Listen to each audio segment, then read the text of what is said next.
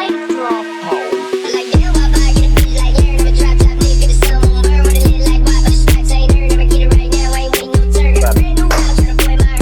All right, yo, welcome everybody. You're watching the iDROPPA podcast. Thanks for doing that. I'm iDROPPA. Today we're joined by a very special guest. We got our boy KineticHex in the building. Make some noise, clap it up. Thanks for having me. Dude, thanks for coming, man. Long time coming. I feel like we met in this building for the first time. I think so. Yeah, Probably, it was one of the Sage Town parties. Yeah. Yeah. Well, for people that don't know you, give us a little bit about yourself, a little bit about your background, the KineticHex project, how long you've been doing it. Because I know you're a veteran, but others might not. So. Yeah. So I, from a young age, a teenager, was always interested in music technology. I'm one of my earliest memories as a child was my parents' turntables, going through my parents' albums and dropping a needle on an album. So I grew up, just kind of as an audiophile. As a teenager, got into drumming and percussion. I bought my first turntables when I was like 17, 18 years old. Decided to just teach myself how to mix and, had some percussion instruments. So I mean, really from my teenage years, I've always been interested in the music technology side. KineticHex,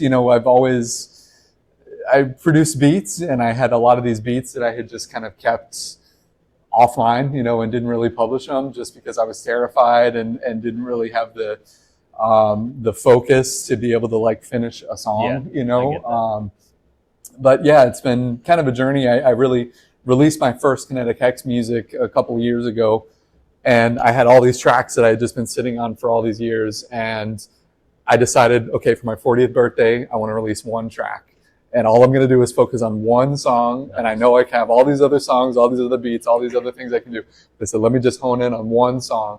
So I released one single on my 40th birthday, and I said, if I can do that, well, then maybe I can do two singles, and then maybe I can do an album. So I had all these tracks and beats that I had just been hoarding for all these years, and just finally decided to just overcome that fear and uncertainty and just say, I'm just going to put it out, and just put it out there. So yeah, it's been, since a young age, always very interested in the music technology, always been an avid record collector. Bought my first turntables again, like I think it was 18 or 19, and Started very young. Yeah, really had no idea what I was doing. I'm just like, I'm going to start collecting records. I'm going to teach myself how to DJ. So yeah, I started out, and now, 42, 43 years old, we've been doing it for 20 years. I worked as an audio engineer professionally for about 12 or 13 years. Still kind of do that on the side, for fun, but have a day job now. So yeah. I have a million questions. Yeah. that was a very great summary. Yeah. Massive shout out from Sage Town, by the way. You, KineticHex, Renew Audio, all the above, massive supporters from the very start. I felt like from the beginning, everything that started here, especially. So massive thank you, first of all. Absolutely, yeah. And I've always kind of bootstrapped the label. I founded Renew Audio in 2003. Trademarked the name, just bought some gear, and used to do some shows in Belleville. Came up through the music department at SWIC, and I've always just loved guys like Sage Town. You guys are just doing local music, doing cool things for the scene. So I'm humbled and honored just to be able to have that connection with you guys, and build that relationship. You're one of our favorite collaborators. Yeah, definitely. Very cool. Let me see. There we go. I've never even heard that one. Yeah, that's a sound effect we only use for lovey-dovey, like serious, soft, heartfelt moments. Lovey-dovey is not what I would use to describe that sound. I don't even know what it is. Sounded like so 18, 19, you said you bought your first decks, all vinyl back all then. Vinyl, yep, all vinyl. And obviously, like the stuff that your parents had, that was all vinyl as well. Yeah. And what kind of music were they listening to that you were kind of influenced by growing up? There's a dichotomy, of course. There's always a dichotomy. My mom was more, Whitney Houston, Michael Jackson, Huey Lewis, a little bit more pop oriented. Mm-hmm. And Dad was all like Led Zeppelin, Creedence, Beatles. So I kind of had that balance, of both sides. And really just, really that shows all my love for music, from pop music to rock and roll, EDM, even just weirder stuff like jazz and polka. I've always been a big fan of music. But yeah, definitely mom was a little bit more pop oriented, John Cougar Mellencamp, Whitney Houston. Oh, hell yeah. And dad was like all Led Zeppelin, Santana, that sort of thing. Now, are all your siblings also into music too? It's interesting, both of my brothers are musicians. Yeah. My brother is Kits Row. You guys know Jed. Big shout Oh out. shit, I didn't know that. Yeah, big so my shout out. brother is Kits Row. What? So yeah, both my brothers, my brothers are both musical. My older brother Ian is also a singer-songwriter, guitarist. My name. Played in yeah. So he played in a band called Exit 119 for many years. My younger brother Jed is also a singer-songwriter. So we joke around, all of the girls. I have 4 sisters; they're all athletes, and the 3 brothers were all musicians. Oh no! Wow. So our family is a little bit balanced, where the brothers are more musical, and the sisters were all like basketball, volleyball. Yeah. You guys need to start a band first of all. Yeah, we've talked about doing a family band at some point. Maybe once we retire, we'll travel around like the Partridge Family. Yeah, and then like the sisters could do like volleyball in the background or something. Yeah, absolutely. Or you guys could play music in the background while they play volley basketball. Yeah. Or something. Basketball. Yeah. That's dope though. So the whole family, it sounds like, were your parents musical as well, or they were just into it? Just fans, they didn't play, they weren't professional musicians, they were just fans, Interesting. they got a big record collection, and that was one of the things, Friday nights, on the weekends, that was a family thing. Like we would just play records, on the weekends. And like I said, I have very, very young memories from being a child and just being fascinated at like you drop the needle and there's like it's magic, you know, like and I can remember probably being 4 or 5 years old and looking at an album and I'm like, I see all these lines and somehow you put this, this needle on and like music happens. Like how does it work? Yeah, and from a very young age, I was always very intrigued, and like I made a career out of it by learning how to be an audio engineer. Wow, what an origin story, dude! That's crazy. I really want to see the Jones 5 or the band. I don't know what the band name would be. Yeah, and Kits Row, my brother, when he had kind of started to write some music, and this was a COVID project where he had written some songs in GarageBand. And he approached me and said, hey, I kind of got these rough tracks. I don't really know what to do with them. And I said, they're catchy. I like them. I like your songs. Send me all the tracks and I'll help you do all the mixing and mastering. And we ended up releasing the debut Kits Row album. His first performance ever was here at the Nunnery. Wow. So that's kind of how I reconnected with you guys. Okay. Shout out. Kits Row, shout out the Nunnery. Damn, what a small world. Small world. So you're 18, you're 19, you buy your own turntables. Are you just mixing like just for fun? Are you trying to get shows? Are you starting to like make your own beats at this point? I did buy an 808 at the time and I did do some production, but I was a little bit more focused on the turntables. I had no idea what I was doing. I'm like, I'm just going to start collecting records. I'm going to teach myself how to beat match. And you guys, Imran, is one of the local legends. Big shout out to Imran. Yeah, I got a story about him in a minute. But keep going. Yeah, so Imran, when I was like 18, 19 years old, he used to run what we call the Sunday Social, and it was at 313 in Belleville. Every Sunday, we would do the Sunday Social, and I used to go to Sunday Social, and I would bring my little bag of records. And I introduced myself to Imran and was like, hey, I'm a DJ. He was like, dude, you look like you're about 14 years old, And I said, I'm a DJ, man. And every weekend I would show up. And there was one weekend where Imran said, I had somebody booked and they blew me off. They didn't show up. So Imran was like, I need an opener. Yeah. And I'm like, I got my records, man. So that was the first time Imran ever put me on, was at the Sunday Social. Nice. Another full circle, 313, the place he's talking about, was owned by Don, who booked you. Don, the Soap Girls. Yeah. That's crazy. The Mad Hatter's wax shop or whatever that place is called. Yeah, Harders. Yep. Yeah, Harders. Yeah. Wow. Yeah. Full circle. That's crazy. So you show up. You've got your records. How'd that set go? It was terrifying. I'm like, I had just started collecting records. Did you have? I had like Chemical Brothers, some Fatboy Slim. Some of the. When I was starting out, obviously in the late 90s, it was like Prodigy, Chemical Brothers, Fatboy Slim, Low Fidelity All Stars, some of those big like 90s breakbeat, big beat. So yeah, it was a little bit terrifying. I mean, I had just kind of started teaching myself how to beat match. Very terrifying to get up on stage when you have no idea what you're doing. But I'm like, I just want to do it, you know. Yeah. So I'm just like, I'm just going to get up and do it and put myself out there. And kind of some of that is like coming back with full circle with KineticHex for like, okay, I need to just have some vulnerability and say, I'm just going to put my art out there. You know, it doesn't have to be perfect. It's kind of more authentic than anything. 100%. Yeah. Yeah. You're just immersing yourself in it, saying, fuck it, and doing it, putting it out, or getting on stage. Yeah. And I'm a little bit more, you know, a maturity thing for me of growing up and getting older. And it's like, I don't have to impress everybody. I mean, I've had some people say, you know, not really a fan of your beats. I don't really like the sound. I'm like, okay, that's fine. You know, I'm not here to impress everybody. I'm doing it more for fun and just kind of doing what I like and seeing what happens, you know? Yeah. Honestly, after listening to a lot of your tracks, like I do feel like, you know, more of the people I know would probably vibe with it than be any type of against it. Yeah. How would you describe your, I guess we're kind of getting ahead of ourselves, but how would you describe your music?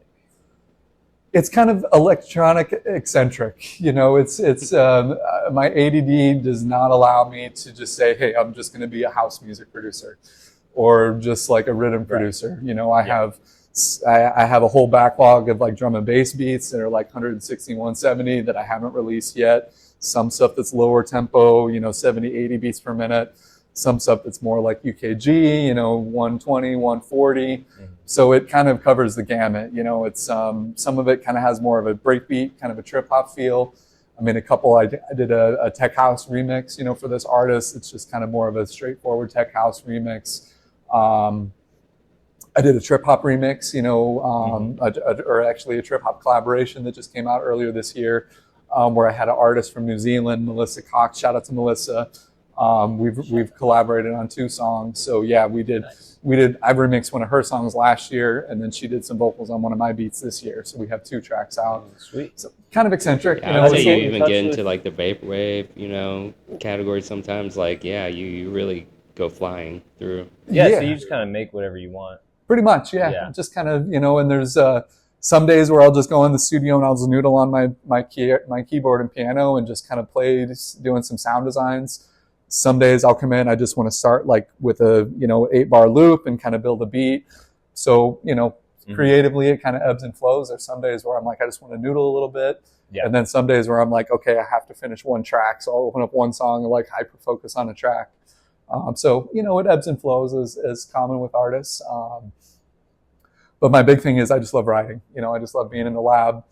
My laptop, my Reason software. I mean, I recently upgraded and bought a bunch of VSTs, so I have like all these sounds. So yeah. What you got? What are you rocking? If you're opening up Reason right now and making a beat in front of me, what are you doing? So within Reason, I mean, I've been a long time fan of Reason software. Within Reason is a hilarious sentence too. Yeah. If it's within Reason, but like, yeah. Okay. Yeah, and I started using Reason when Reason 2.0 came out. Holy fuck. In 2002. Dude, hold on. For those of you that don't know, most of you weren't even born in 2002, okay?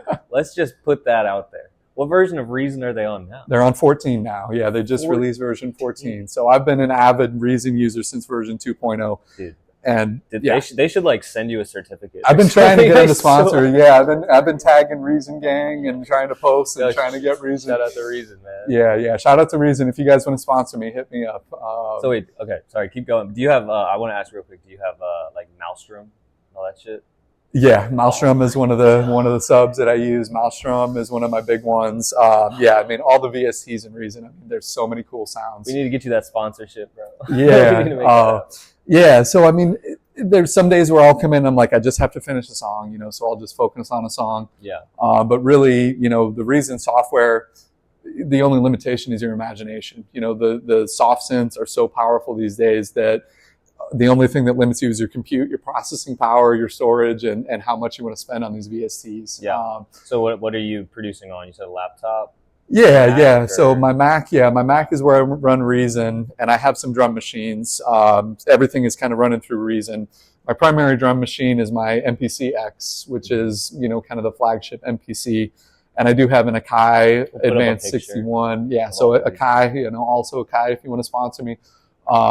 I essentially have it set up in a controller mode where I'll sequence out the beats, bring up some sounds, and then a lot of the more advanced sequencing I'll do in Reason just because it's in the box. But I love just bringing up a VST and just kind of playing around, noodling around a little bit.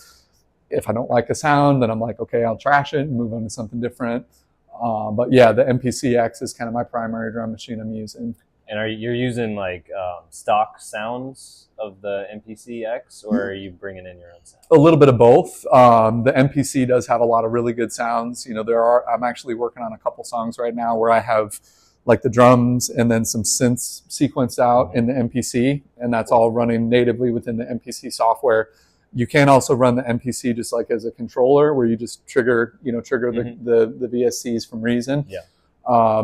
Sometimes I'll, again, like my ADD just doesn't allow me to just do one thing.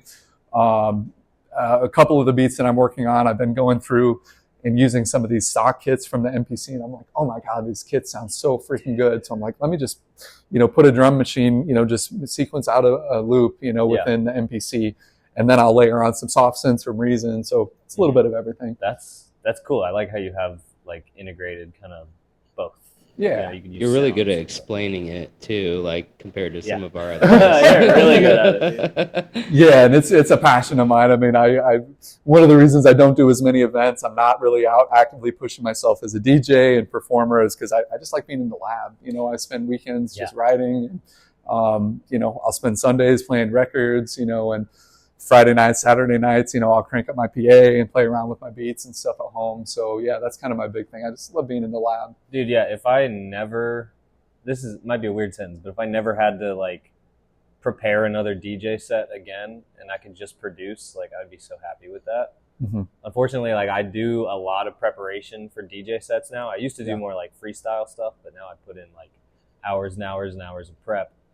Whereas I could be like writing new songs to play during that set instead of like, working on transitions and stuff. So I feel you there. It's more fun. It's more rewarding production. And you do kind of have to like, you can do both, but it's easier to pick one, which a lot of people do. And I think you've picked the more rewarding one. And you have obviously a giant catalog of music. It sounds like. What are you going to do with all that? Any plans? Or? Just, it's out there, just see kind of how the spins rank up. I do have a couple more tracks, a couple singles that I want to release this year. I'm actually working on one. One of my dreams is always to release like a scratch track, where it's like my original beat and then it's me scratching with my turntables recorded over. Yeah. So that's one that I'm working on because it was like always. It's kind of a love song for my turntables, because like I've always just had this love and passion for, for the turntable. So a couple of my tracks that I have out now have some scratching, but this whole track that I'm working on is a little bit more of like all of it is a scratch track, and it's just me scratching over a beat. So yeah, that's one that I'm working on. Have a couple collab tracks I may do later this year. A couple singles coming out, but my big thing for me mentally is like going back to like when I released that single, my first single, like if I can just finish one single, because I had like 50 tracks that were all works in progress. Yeah. And I'm like, I can't live like this. I have to get something done. I can't just have all these tracks out there. So I feel I'm like you're drowning. Yeah. Well, and for me mentally, it's like, if I can finish one song and just get it mixed, get it mastered, get it released, get it out there in the world, that for me frees up the mental of, okay, I have one song done, so now I can work on a different song, 100%. Or I want to write something new, or I got this collab track or a remix. So part of that process for me is like finishing something and saying, I'm going to focus on getting one thing done, get it done, and then move on to the next. That's also a problem that a lot of other people... Speak up a little bit. we can't hear you because you got headphones on. Well, they can. But anyways, before we get like too far ahead in the future, you're really doing a good job explaining of what's happening. Is there like any local inspirations around here that like you could really like relate to back in the day, or that really? I mean, iDROPPA. I mean, there's a lot of inspiration definitely locally, and even the show that we have coming up, Subplay. Big shout out. He's I grew up as a junglist watching him spin, with Enemy and Herbal Assassins, and when he went by Two Tone. Two Tone Capone. Yeah, Two Tone Capone. So, a lot of the local scene, I've been a big fan of like Boogie Nights and haven't been as active in the rave scene. yeah, some of those like OGs, you know, that have been in the scene for many yeah. years. And then you got, you know, some of the younger generation, you know, listening to Monarch, listening to your beats, you know, Lightbug, all the kind of younger generation that are, you know, doing this whole new rave generation, and keeping it alive and adapting it to new things. So yeah, it's I'm inspired by everybody out there in the scene, you know. For sure. Hell yeah.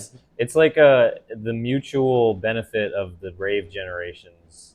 Like I didn't know about a lot of the like OG, like the especially the drum and bass community. Like it took me a couple years to like find out about like all of those people. And then once I did find out, I'm like, oh my God, these people are amazing. Like I became big fans and like had a lot of respect for them and stuff. And I feel like it's kind of the same way. They don't know about the newer kids, but they might, like once they finally meet one and then they talk to them and they check out their stuff, it's like, oh, this is sick. Like the last drum and bass show I went to, I'm gonna blank on everyone's names. That's why I'm not shouting anyone out. But yeah, they're starting to throw like a lot more drum and bass shows in the city. Yeah. Like bringing back kind of the old culture. And I was talking to a lot of people that were like, yeah, we used to do this like back in the day, and it's like coming back in a big way now. And I'm like, cool, let's get the younger kids in there and like let's cross over. Dude, I love it. I love how, you know, recognizing is getting more vast around here. The talent too. Yeah. You know, and also before I get you completely off track, I do want you to tell your story about Imran. Oh, dude, should we tell the Imran story? Man. So Imran, big shout out first of all. I know him from, I think the first time I saw him was at like that block party that was right outside Harder's, you know, and he was like, he had a booth set up and he was selling shirts that just said Belleville Trash on it. And I was like, that's a cool motherfucker right there. And we started talking, and then I saw him here and there, and he would pop up at shows and stuff. And then the last time I saw him, I was flying to Florida on some personal reasons. I was going to visit some family, and I was flying out of Mid-America Airport. And I get to the airport, and this was when like the whole FDA shut down, or the government shut down, and like the TSA was crazy. So I got there early, and like TSA wasn't even open yet. It's a tiny airport for those of you. There was like all of us on one plane. That was everyone in the airport, like was going on one flight.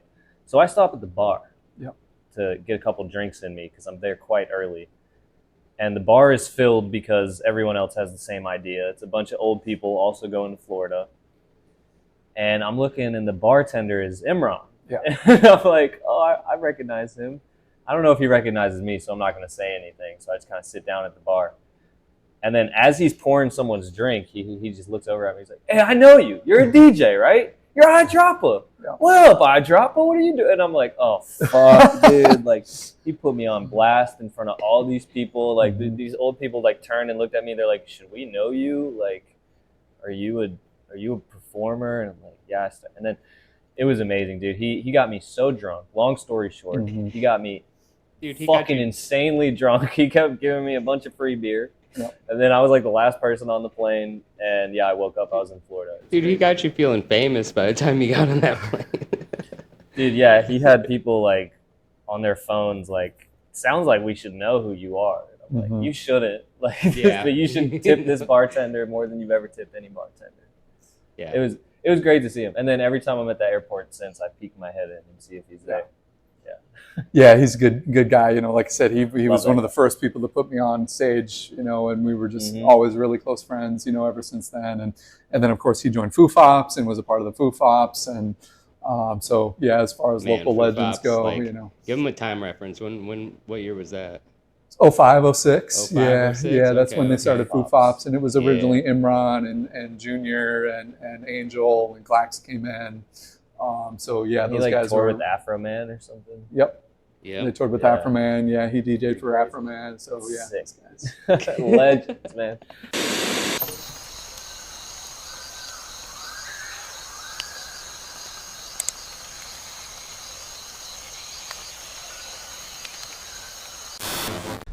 Single grain is a granular synthesizer built around a single continuous grain. One looping window of audio that you shape, stretch, and sculpt in real time. Load any sample, set your position, and the grain loops endlessly inside that window, responding to every parameter change instantly with no clicks or artifacts. it's such a small world, bro. Like, just bumping into people like, yeah, I opened for Afro Man. I'm like, what the fuck? Like, what am I doing? Yeah. Great. Hey, you opened up for the Soap Girls. I did. Shout out to the Soap Girls. Yeah. to The Soap biggest Girls. artists I've ever opened for in my entire life. The biggest artists I've ever. Marshmallow. No, the Soap Girls. Yeah, I mean, Yeah.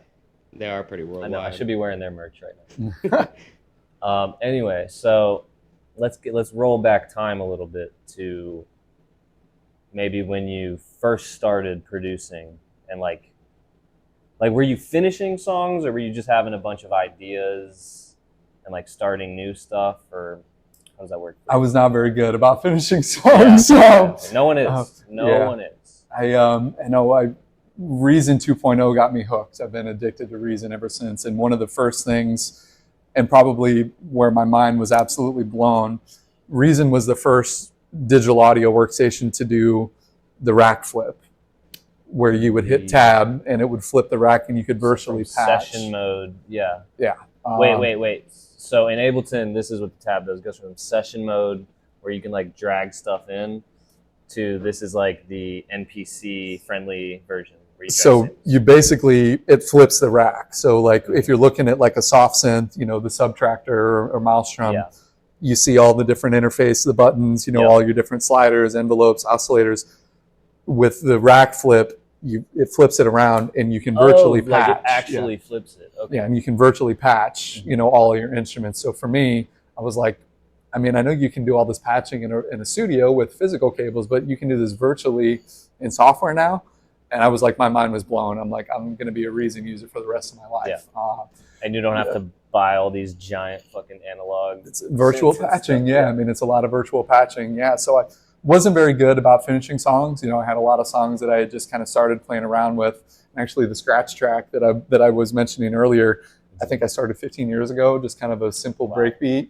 And now I'm finally like, okay, now like 10, 15 years later, I'm actually finishing something. So it's not as good about finishing tracks. I was going to ask, that song you dropped on your 40th birthday, like how long were you working on that one for?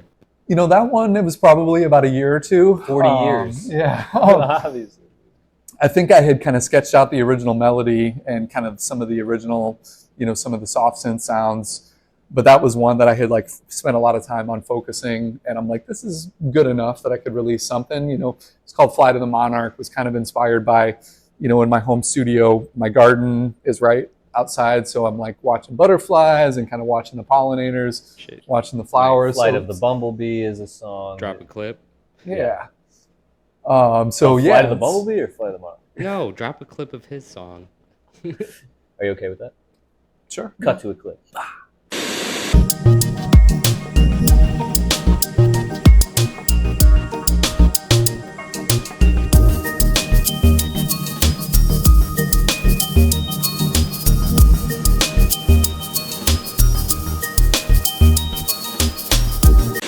Cut to a clip, yeah. Sick, okay. Did it have anything to do with Flight of the Bumblebee? So similar, yeah. The inspiration, Fly the Bumblebee, was kind of based on a classical song. And I had gotten the inspiration for Flight of the Monarch just because there's a lot of pollinators in my garden and just kind of watching, that's one thing for me, having my studio at my house where I can just go out and sit in my garden, and pick weeds or, do whatever. It's kind of an inspiration for me to watch the butterflies and kind of watch, just the Flight of the Monarch, going from this flower to that flower. And the song kind of has a whimsical, kind of a soft synth, kind of a vibe. So yeah, and that's another thing, trying to find names for songs. I'm like, let me just find something that, kind of captures the spirit of the song. Tough. Yeah. I'm bad at that. I'm really good at naming songs. Yeah? Okay. I'm just horrible at making them. Give me 10 names right now. What? Give me 10 song names right now. Right now? Yeah. Right now is one of them. No. Okay, fuck, that's pretty good. That's 01, 02, Yeah. 03. Oh shit, yeah, that's a fucking code. Right, yeah. There we go. The long sentence thing is another one. Who is it? Andre 3000? Yeah, we've Yeah. talked about this so many times. Inspiration. Yeah. Inspired by Andre. There's your next song title.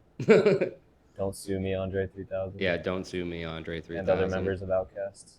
Yeah. That's the song name. Maybe we shouldn't use the word outcast. So you're making songs, it's hard to finish them. 15 years, man. That's a long time. My like incubation period right now is like I put out a song today. Everyone, you should go check it out. It's called Enemy. Go listen to it on Spotify for me. We're trying to crank those numbers up a little bit. We're cooking on SoundCloud, but go over to Spotify and check out that song. But that song to the day today was 360 days from when I started it. Because I put the date. I now put the date in the project file, so it like helps me remember. So that's pretty much on par with a lot of my releases. It takes me about a year. I get sick of listening to it like after it's done, and then I overdo it, and then I like, have to fix all the shit that I fucked up, and then I have to go back into it, and then I'll finally release it after a long time. But like I think the longest song I have right now, I might have like 1 or 2 songs that are like 2 or 3 years old that could see the light of day. But at this point, unless trends change and like the genres kind of like go back to 2012 and stuff, like I don't know, I have some weird dubstep sounds that don't sound good in 2026, but 2036 maybe, that's the thing. I don't know. That's the thing. Like you're 15 years, and I'll let you talk on this, is like, do you see like songs that you made like trends coming back around eventually? I think so, yeah. I mean, there's definitely a cyclical nature, of the music industry and just kind of the sounds. As Micah was saying, some of my sounds have a little bit more synth wave, kind of soft synth, vapor space, kind of ethereal kind of a sound. One of the albums that I released, after I said, okay, I can do 1 single, I can do 2 singles, I can do an album, and one of the albums that I released, I entitled it Nyquist Revenge. And I wanted, listened to a lot of that, actually. I remember that. Yeah, that one was a little bit more of the grimier kind of bass, kind of the more gnarly bass sounds.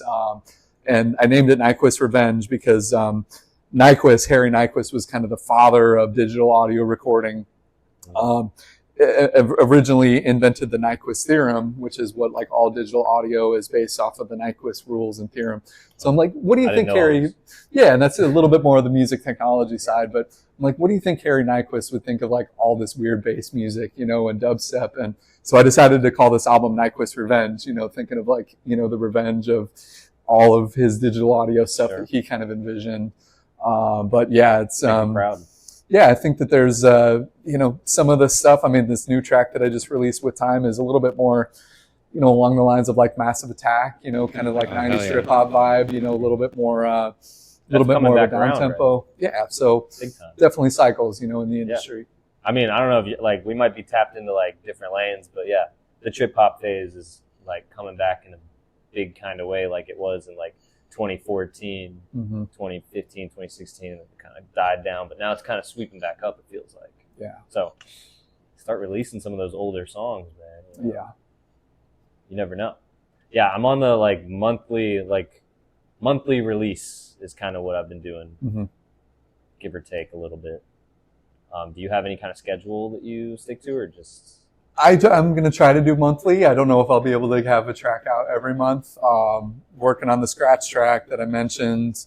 I have like 1 or 2 collaboration tracks, and my workflow and process is a little bit chaotic, but like similar to what you said, I'll spend a lot of time on something and then I get sick of listening to it and I won't touch it for, a few months. Yep.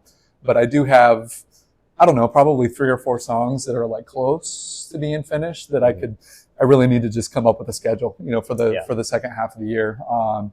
Probably the scratch track I may have out like June, July, and then I just need to pick like what's next, what's the next song. I do have another artist that I'm trying to collaborate with, maybe for somebody I collaborated with and did a show with last year. Maybe she's going to add some flute parts. Say hi to Jackie. Jackie may add some flute parts. So it's a little bit wonky, not like a full set schedule, but I definitely want to continue to try to put out, every other month or so. I mean, the good thing is you don't have to do anything, as independent artists, like we can put out music whenever the fuck we feel like it. Exactly. That's one of the nice things about doing it ourselves and, having the creative control and, we get to set our own timelines, we get to set our own priorities, release what we want when we want. So yeah. Dude, so the 1 month release schedule that I've been on for more or less the last 3 years having like almost 100 public tracks out there on at least SoundCloud. I think it now might be getting to, I might have to do like every 2 months. Yeah. But like the 1 month grind like grew my fucking following on SoundCloud at least to a level where I'm like, okay, now 1 a month is too much. Yeah. So I feel like I'm not, because I was gonna release the song I released today like 2 weeks ago, back when it was still May. But the song that I had released the month before that was still doing like really, really good. And I didn't want to like, pile on top of that. So I let that get another 2 weeks of listening. And it's, it's not the best song I've ever made, but it's doing like really good numbers wise. So I'm kind of like trying to pinpoint like the algorithm and stuff like that. But yeah, definitely monthly or any kind of consistency is huge, bro. The algorithm will eventually start benefiting you for that. I have friends that like will release songs and they're like, I don't know why this song got 1,000 plays in the first 3 days. Like, it's not as good as my other 4 songs. And I'm like, well, that's your like 10th song that you released on a set schedule or whatever. And, starting to bump you up a little bit. Yeah, and I just want to say kudos to you, man. Your catalog is awesome. I know you've got a ton of huge followers and you've got a big catalog. So there's 4,000 of y'all on SoundCloud, man. And, you're going to put food in my kids' mouths someday if I ever have kids. So right now you're putting food in my mouth. Shout out. But yeah, thanks, man. It's definitely a grind. I started making music like, over 10 years ago. I feel like we have a sort of similar upbringing. Just I was interested in my parents' like musical taste, and my dad is a drummer, so like I had like musical equipment around, like drums to bang on and shit. He had records and rock and roll and stuff that influenced me growing up. But yeah, like I didn't go to school for audio engineering or anything like that. I wish I would have though, because that like knowing the DAW is like kind of truly the way to like break through and like get ahead, and just being able to make clean music at the end of the day will put you ahead of so many other people and so many other things. Do you want to talk about like I want to talk to you about your VSTs and stuff that you like to use, but do you want to talk about like what you learned in your like school days versus kind of like what you just learned from fucking doing the thing? Sure, yeah. So, I didn't have any formal music training growing up, just using my ears. When I went to SWIC and went through the music program is where I started, the music program, and actually started learning music theory. Shout out to SWIC, bro. Yeah, shout out to SWIC. Fuck yeah, dude. Shout out to SWIC, man. I dropped out, but shout out to Southwestern Illinois Community College, baby. Yeah, and they built an awesome program, and they built a music technology program that I was one of the first students to go through. And at the time, I really didn't know like ear training. Like, what do you listen for when you listen? You can listen for harmonies, melodies, different beat structures. But then kind of getting into like more of the electronic music, I'm like, I want to learn how Fatboy Slim made this like filter sweep that's just like, oh my God, it just rips in this build up. So that's kind of what I applied, like the engineering principles of learning how to listen for different things, learning how to EQ and kind of do those sort of engineering techniques. And I just was always very much an active listener, and for me, it was like, I didn't want to just know like, here's a thing. I'm like, I want to know the mechanics of how it works. Even going back to like looking at a record as a young kid, like, how does this work? It's not magic. You just put the needle on and the sound happens. There's something mechanical that's happening here. So that's kind of where my engineering training was going, and saying, I want to learn how to pick all this stuff apart and analyze the music, analyze the different frequencies, the mixing. And yeah, a lot of it was just like self-study, in the classroom, self-study and going out listening to shows, listening to these albums over and over and over, and saying like, another big influence, the Beastie Boys, Mario Cadalto, their producer, the records that they did, like Ill Communication and all of his production techniques and how he did all the mixing. Just like, I love the way that Mario C mixed albums, Ill Communications was like a life-changing album for me, like just all the percussion.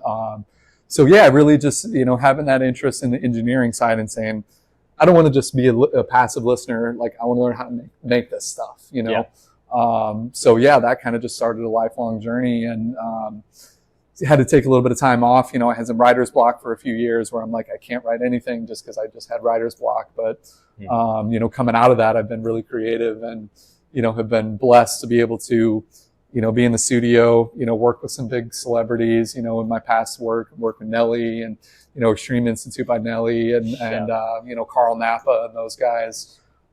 So yeah, a lot of it has just been like, I just want to do this stuff, and get out there and start learning. And it's been an interesting journey. So what I'm hearing is that you don't need to go to school for this shit. You just have to be really fucking passionate about it. And want to learn. Yeah. And really, the internet now, you can do YouTube videos, you can do self-study, you can do ear training online. You don't have to go to school for it. For people that don't go to school, there's people that are producing and have multi-billion, platinum albums and stuff, and they don't have any formal training. Nope. So yeah, there's, of course, the school that I went to in Phoenix, the conservatory, shout out to the conservatory. 10/3/05 was my start date. They basically said, all you're going to do is study audio engineering, for a full year. You're going to learn how to EQ. You're going to learn how a compressor works. You're going to learn how all the nuts and bolts of everything with signal flow. That's good. That's good to know. Yeah. But that's not going to help you. It's going to help you production wise. It's not going to help you make bangers though, There's people that make bangers that have no training, there's always a balance between the technical and the science side and just that natural ability to say, I'm just going to make a beat that people's heads start banging. Right. You don't have to have a school, education to get people's heads nodding. Yeah. You just got to have that feel, so they're not absolutely required to go to school there for sure. My thing was, I went to SWIC for a year and a half for just gen eds. But before that, I was going to Webster, and I took a couple audio engineering courses there when I was still in high school. And that's when I learned, I do not want to do this. And also I said my dad was in a band, so I grew up wrapping cables, placing mics, doing all that shit, and that's what they were teaching you in audio engineering school at Webster. Yep. I guess shout out to Webster too. Yeah. But the whole course, the summer program I went to, the end goal of the week was they gave us the raw stems of, we all got our own Beatles song. And I grew up with a rock dad that hated the Beatles, bro. So I wasn't thrilled about it. But they were like, your task is to mix this song, and then we're all going to sit in the studio and judge each other's mixes. And you have 7 days to do this, which to me, I got it done in the first day. Yeah. To my standards. Yeah. And then I'm like, I'm going to remix Strawberry Fields Forever in Pro Tools, which I've never used before. So I'm sitting there fucking playing MIDI on the keyboard, and the teacher's coming over it sounds like you're making something. I'm like, I am. I'm done.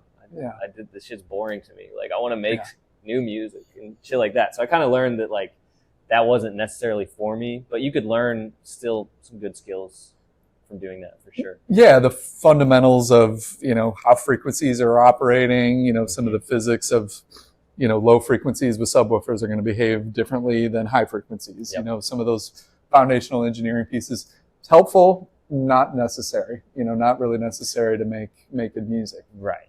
Yeah, but it's kind of one of those things. Someone that has a ton of technical ability would hear some not to throw this out there, but a Fred Again song or something, and be like, this, technically this is a mess, but it's a fucking hit, and people like what they like. So what are you gonna do about it? It's nothing, dude. Yeah, and some of those technical issues can inhibit the creative side. When you're too technical, and that's part of my challenge as an artist, and also having the engineering backgrounds. I can go in and just spend all my time just doing very, very technical stuff, and I'm like, I just want to make stuff that sounds cool, that sounds cool. So it can be an inhibitor of that creative process to say, hey, I'm going to spend so much time focusing on just the technicals, make stuff that sounds good and make stuff that you feel is, get some people's head nodding, that sort of thing, and go with it.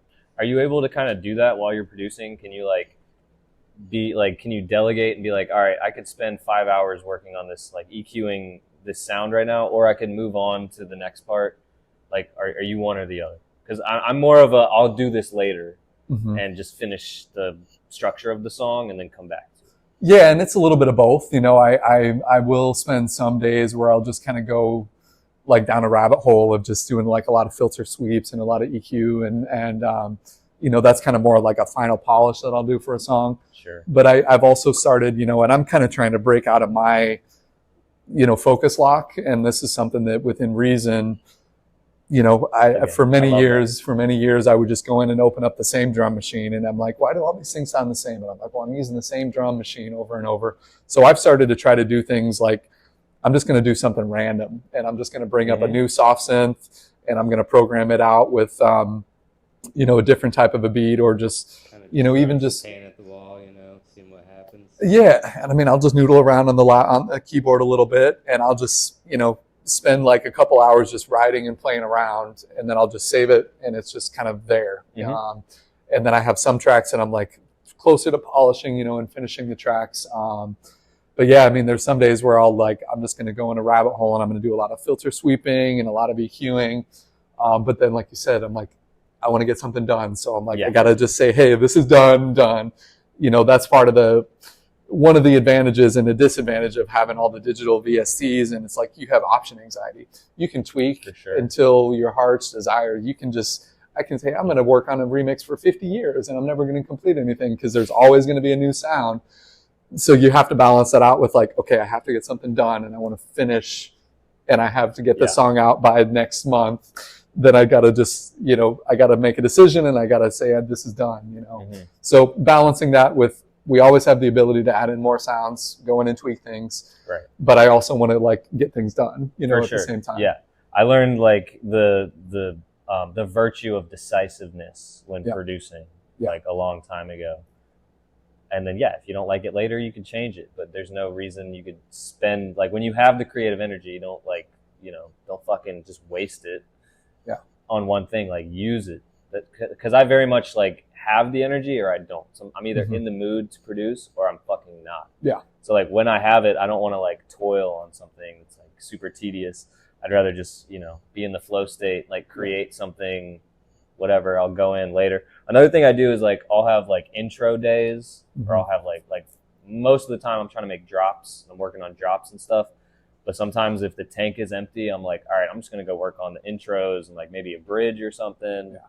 And then I have outro. I mean, I don't even really have outro days. I was about to lie and say I had outro days. I never have outro days. I do the outro the day I'm releasing. That's the last. Yeah, that's the last piece. You got to have an outro. Yeah, for sure. But yeah, just kind of delegating, you know, your creative energy a little bit is something that I've learned, not to force it. Yeah. And, you know, I had several years, you know, kind of before COVID. I don't know, this was probably 16 to 2019. And that's, again, before some of y'all were even born. Yeah. I had writer's block. I couldn't write anything. And I had like 3 or 4 years. Day job stress. You know, I essentially had a day job that I was working 80, 90 hours a week. And I would open up Reason and I would try to fiddle around and I would just have to close it because I'm like, I'm not making anything. I'm just frustrated. Yes. But, you know, coming out of COVID, when I started working on the Kids Row project with my brother, he kind of reignited. And that's where I went back because I said, I have like 25, 30 songs that are just these drafts that are out there. I've never completed. So that was kind of coming out of that writer's block. I'm like, I'm just going to say I'm going to finish one song. Like all you're going to do is focus for several months and just finish one song. And if I can do one song, then maybe I can do 2 songs. Maybe I can do an album. So is that how you got yourself out of it? Was by like finishing the songs you had already started instead of like writing new stuff? That kind of came out of it. You know, it was more, you know, where my brother had reached out. You know, he had kind of started sketching out these songs in GarageBand. He had written some rough songs. And I'm like, dude, these are really good. I like these. Like, if you want, I have the background so we can do some, you know, we can re-record vocals and do, you know, mixing, mastering and that sort of thing. So having that collaboration with my brother where he was bouncing some tracks back and forth, I was going in and saying, okay, let me do a mix down and, you know, have this, you know, this edit here or there. And that kind of helped me overcome that creative writer's block where having a collaboration partner that was accountable, I was accountable to. Yeah. He's like, hey, make this change. Adjust this up, adjust this down, you know, maybe brighten this up a little bit. And it's not all you. Exactly. creatively. I keep looking down at your bottle and seeing the Kits Row sticker. You should definitely put that in front of the camera Shout real out quick. to Kits Row. Yep. Yeah, Oh, dude, right I have one of those exact Big shout stickers out. on a portable charger somewhere. Yeah, They we use- appreciate any love for the Kits Row. Hell Yeah, so that was, I mean, I had 2 or 3 years where I didn't write any original music. I had all these tracks, but having that accountability, having a collaboration partner kind of helped me get back into, and that's where I started opening up my original songs again and like, hey, maybe I could just finish the song. Dude, I love that. I mean, a 3-year break, it's never too late, bro. Like it's literally never too late. My biggest advice to anyone is like, if you want to fucking do this stuff, start today. Yeah. Don't start tomorrow. Start today. Start right now. Go home from whatever you're doing. Pause this podcast and fucking open up your DAW and start making music right now, dude. Yeah, Like- start small too, Yeah. Start with just a little sequence, a little sound, a little melody, and, it's, you got to start with something. Or just an idea. Like I was on the phone with Micah the other day. What did we say? You said we like mariachi something. Mariachi house music. Yeah. Well, And I said I want to make a song that's gonna buy me a mansion.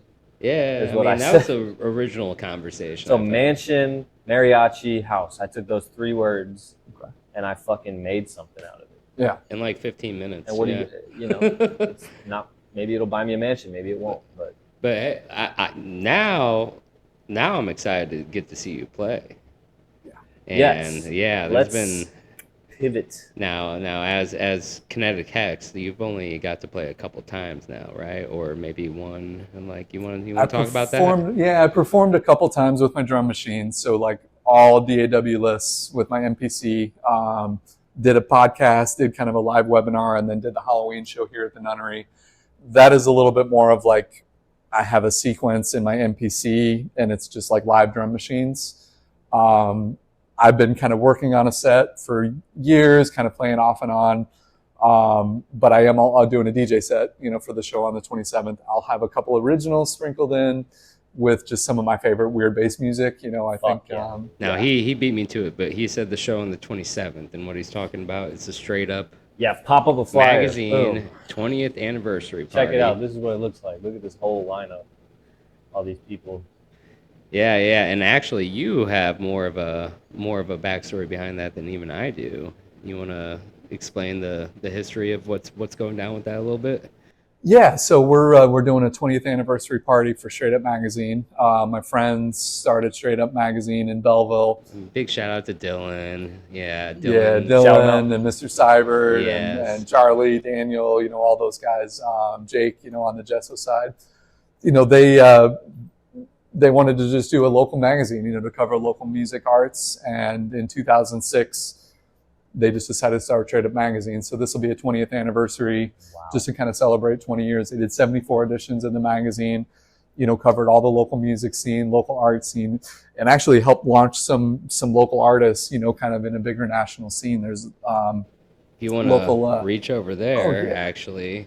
yeah. So this was the first. Yeah, this was edition number 1. Oh, that's the first edition? Yeah, edition number 1, Anya Khan. So yeah, this was. Emron's actually in there, I think. Yeah, Foo Fops. Yeah, Foo Fops was in here. We covered all the events. I mean, Wow. I think this was the Foo Fops feature. one? At the height, I think we did like 10,000 editions. Emron right there. Yeah. That's the guy that got me blacked out at the airport.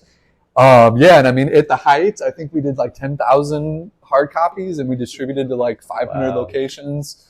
Yeah, so for the 20th anniversary, these guys, they reached out and they're like, hey, let's do a show, bring in some of our friends from Sage Town, from the Nunnery. Let's do a multi-stage event. And of course, everybody's like, KineticHex, like, we haven't seen you ever DJ. We want to have you on the bill. So yeah, I'm going to do a set, not all originals. I think I'll do probably 2 or 3 originals, and then just mix in some of my other favorite, couple favorite bass music, stuff that's a little bit just a genre DJ fluid. set. Just a DJ set. Yep, no drum machines. Are you bringing your decks or? Yeah, I'm going to bring my DDJ, and then I'm going to have my hand sonic. So Okay. my hand sonic is my electronic conga drum, and I'm going to plug that right into my deck. So we'll have live percussion, the conga drum over some of my beats, and it'll be 45-minute set. You should leave the hand sonic plugged in. Well, what's crazy is that it's gonna be the people might know this by the They saw time the this comes lineup, out. right? They saw the lineup, but they didn't see the time slots. But it's going to be you, him, yes, and then you playing directly after him. So Boom, boom, boom. We're gonna be banging. Come on, dude. We're just gonna be Bongo City. So that's one thing I definitely, my hand sonic is, I'd love to do more back-to-backs, and this is something just kind of floating out to you guys. Having my hand sonic, I could just plug in and just play loops and play percussion over somebody's DJ set. So, dude, the other day I actually found the old footage of the drummer from the Petty Grievances? Yes. Dude, I was about to say, this is another full circle moment. Yes. There's been like 3 times in my life where I've played, like I DJ'd and had someone drumming behind me, and one of them was at the Soap Girl show, and it was the Petty Grievances drummer, who is also going to be on this show. Jerry's a friend. Yeah. Yep, I know Jerry. Fuck yeah, man. Crazy. I actually watched that footage last night. I found out how to. Where is that footage? I'll show you where it's at. Can you put it in? I can maybe put it. Yeah, drop it in, dude.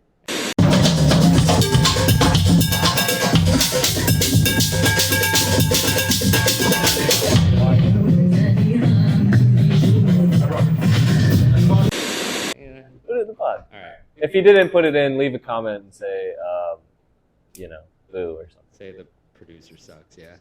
That's crazy, dude. Yeah. But yeah, the show, keep talking about the show on the 27th, man. Let's get people in the door.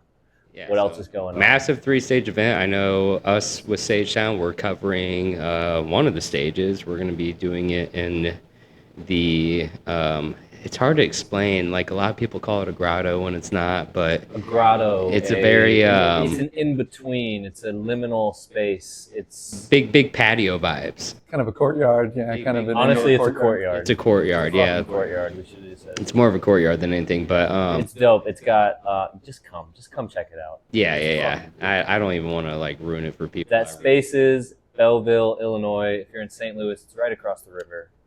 Yeah, we're going to be having a great selection of very vast, genres of EDM, and in celebration of Pride Month, we're also going to be doing, very vast. Very vast genres of EDM. Sorry, keep going. Yeah, and then celebration for Pride Month, we're going to be doing a drag show, actually, which I'm very, very excited for. Almost excited for that as your set. Thanks. I'm excited. That's the only two reasons I said yes. I said drag show, I'm in. KineticHex, all right, I'm definitely in. Yeah. Yep. Hell yeah. A little rusty. Haven't been out DJing as much, just because I've been in the lab, but I've been practicing my set at home. You've been practicing? I've been practicing at home. Got my whole lineup, the whole set. I wonder if we're going to play any of the same songs. Yeah. You think so?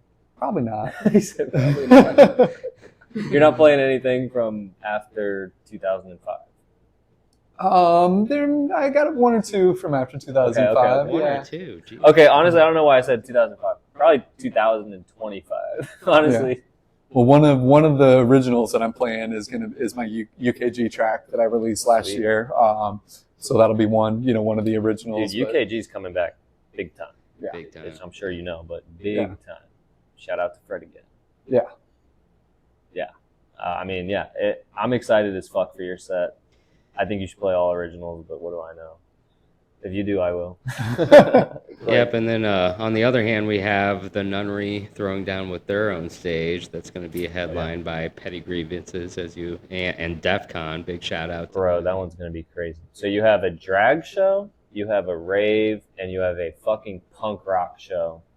And all going on in one. Super fun, Rocket Ship. Super fun I song, don't even know what category to put him in. He's got a category all on his own. Yeah. That's the one, didn't he have like the inflatable unicorn? Yeah. Yeah. You just have to see it for yourself. Yeah. You really do. But yeah, that space is June 27th, Belleville, Illinois. Yep. Right Get your tickets on SageSound.com, Yep, SageSoundProductions.com. Tickets are available. www.sagesoundproductions.com. Boom, put it up right there. Yep. URL. Right where your hands were. Right there, please. Shout out to our editor. Cool. Yeah, dude. What you got? Anything else you want to promote or plug or anything like that? What's your favorite like external VST that you're using right now? Oh gosh, I bought a bunch of the new Native Instruments ones. Really? I also use Air, which Air probably my favorite is going to be the vacuum. Yeah. What's that? Applied Instruments Research, I believe, is what AIR stands for. It stands for. Is it synth? Yeah, they're soft synths. One of their main VSCs that I use on almost every song is called Loom 2, and it's just like this incredibly rich, granular synthesizer. Loom 2 is probably one of my favorite VSCs that I use. I'm writing these down. Yeah, so check out Loom 2. That's probably one of my VSCs. LOOM? LOOM, yeah. Great. I believe it AIR. AIR is Applied Instruments Research, I believe. They've gone through some changes, and they were bought out, and they had a bunch of changes. But yeah, I use a lot of the native Reason stuff like iDROPPA, of course Maelstrom and some of those. But Native Instruments and AIR are probably the two biggest ones I'm using that are non-Reason ones. Yeah, Maelstrom's like my biggest fuck. I want to buy Reason just for that. Yeah. A lot of really cool grimy bass parts. A lot of really cool sounds. Have you made any rhythm? Nyquist Revenge. Yeah. My title track for Nyquist Revenge is like 140, kind of a little more rhythm style. Okay. Did you use Maelstrom? Yeah. Okay. Yeah, Maelstrom is in there. Yeah. If you listen to Nyquist Revenge, Nyquist, there's probably 3 or 4 songs that have the Maelstrom in it. So I'm gonna have to go re-listen with that. We might drop a little clip, And go ahead, drop clip. Yeah.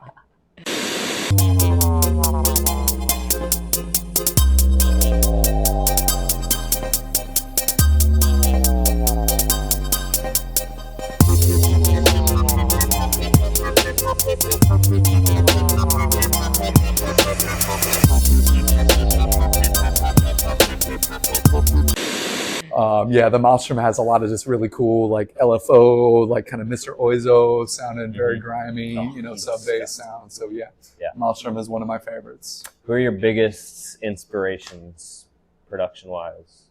Kind of going back to, if I had to pick one, probably Fatboy Slim. Good choice. When he released Better Living Through Chemistry in 96, 97, I was just blown away. I had that on a CD album, and I just rinsed out that album.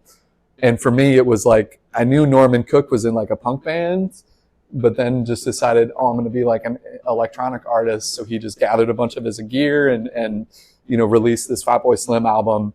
And for me, it was mind blowing at the time, just to listen through the way that he does build-ups, the way he was doing filter sweeps, a lot of his programming. Fatboy Slim is always a hero, and actually one of my songs I entitled, Song for Norman. It's kind of a tribute to Fatboy Slim. You're good at naming tracks, bro. You're really good at it. Spend a lot of time just trying to say, what's a song name that I could, that will be kind of catchy, but also kind of, super relative, Yeah. Yeah, no, the song I dropped today is Enemy, because the words, if you listen closely, the vocal, they're saying into me, but it sounds like enemy. Okay. Boom. That's my creative genius right there, people. That's an effective song name, yeah. Sounds like kind of Good the old word wordplay. that I'm going to title the track. Yeah, so it works. Cool. Do you have any pieces of advice you want to give to people starting out? Don't give up. Never give up. Never give up. Show yourself some grace and patience. For sure. There's music and doing production. It's a lifelong journey. Never give up and show yourself some grace. There's, like you said, there's some days where I'm like, I just cannot do anything effective, and I just have to close it and just shut it down and take my brain off of that. But don't give up. Keep doing what you want to do, and be authentic. And there's people that are like, I just want to produce pop hits. Luckily, the guys that are doing it, us, kind of self-managed artists, self-promoted. We get to kind of set, our own goals and our objectives. We get to say, hey, I'm going to release, 5 songs this year. I'm going to release 50 songs this year. So yeah, I would say stick with it. Like I mentioned, I had 3 or 4 years of writer's block that I just couldn't write anything, and I had to just take some time off. But I brought it back up and kind of overcame that writer's block. So keep at it, and never give up and keep doing what you want to do. And stay true to yourself, stay authentic to yourself, and keep at it, I guess would be my tips. Again, Dude, anytime you put out music, I get super excited. Thank you. Yeah, let's make it happen more often. Let's 100%. keep doing it. Let's Yeah. keep it up. Again, I'm super excited for your set on the 27th, dude. I'm gonna go back and listen to Nyquist's Revenge. All of y'all should go check out KineticHex on SoundCloud and everywhere else. Yep, SoundCloud, anywhere streaming. Yep, I got a link tree, that has all my links and stuff, so it's Hell out yeah. there. Do you prefer, like I said in the beginning, go listen to my shit on Spotify for me. Do you have one or the other? I mean, as far as the royalty streams, Apple Music, Yeah. All right, then go listen to KineticHex on Apple Music. If you're on Apple Music, they pay a little bit better of a royalty rate, but Spotify, I mean, I'm out there on pretty much all the streaming platforms, Bandcamp, SoundCloud as well. So yeah, wherever you get your music. YouTube, I got a bunch of followers on YouTube too with That's so me. Yeah. One of them. Oh, well, we'll put that in the description. Okay. For sure. Go sub to the YouTube. If you're here and you made it this far, fucking sub to our YouTube. Why don't you? So you can watch more episodes like this. Catch your new music too, man. Yeah, like I Check just out said, iDROPPA's new go track, check yeah. out Enemy on Spotify. Mm-hmm. And we got a bunch of more music coming. I got a couple dates. This Thursday, Kansas City. This will not be out by then, but thank you. You were a blast. The 13th of June, Colorado Springs, IDs Only Volume 3. All unreleased music, 30 minutes of shit that no one's ever going to hear anywhere else or ever before. June 18th, Sounders, Dallas, Texas, headline. I'm going to need y'all to pull up to that ye motherfucking hall. Where's that at? Dallas, Texas. Dallas. Yeah. 618. Never been there before, so You know which venue? yeehaw. Yeah, that's Sounders. Like I Sounders. said, yeah. So if you're down Texas way, you better pull up, see your boy. And then 620, I'm back in Kansas City. So if you missed me this Thursday, you get another chance to see me back in Kansas City. Micah, you got anything for the people? 27th, June 27th. And then You're also- motherfucking June 27th, Belleville, Illinois. We rounding it all off. We're coming back home. We're playing an amazing show at Spaces with KineticHex and with a bunch of homies. Rock, drag, rave. What else do you need? Tickets available at www.sagetimeproductions.com. Feel free to check out the rest of our shit on there too. We got a lot going on. Absolutely. And of course, if you're an artist, you're behind the desktop, feel free to make a profile, share what you have with us. Yeah, you can post music on there, and you can have people download your music from sagetownproductions.com. Yeah, maybe one day someone will get brave enough. I hope so. What? It's not, man. We need to pick that up. I need more. Dude, I've got music on there. Necrotic Noise has music on there. Control X has music on there. That's KineticHex should put some music on I there. can put some music. Yeah. You mean on like the file share for the Yeah, for the yeah, artist? Okay. yeah. Yeah, I released the song on SoundCloud and then connected the download link to Sagetown website, Okay. so people just download it right from there. Yeah, Cool. much appreciated. We love you guys. Yep. Shout out to the Nunnery, and thanks for watching. We'll catch you guys next time. Peace. Peace. All right. Thanks. Hell yeah. Thanks, dude. That was dope. iDROPPA.